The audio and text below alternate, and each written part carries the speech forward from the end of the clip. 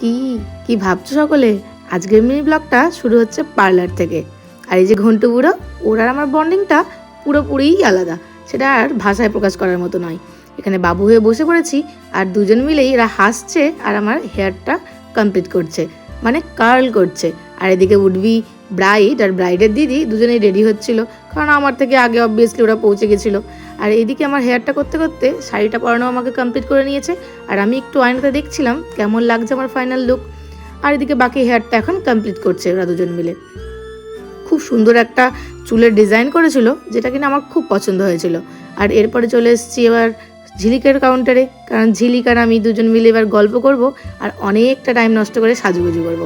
কোনো অনুষ্ঠান হলে সাজুগুজু ছাড়া কিন্তু আমরা কোনো কিছু ভাবতে পারি না।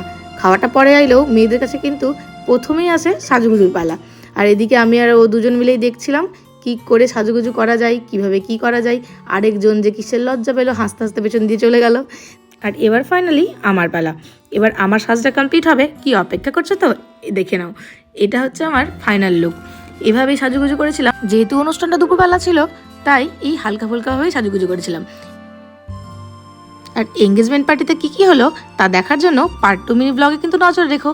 আর এদিকে মা, আভা সবাই মিলেই বসে বসে গল্প করছিল, যেহেতু একটুখানি টাইম। এবার দুপুরে যারা দূর থেকে এসেছিল তারা কিন্তু খেতেও বসে গেছিলো।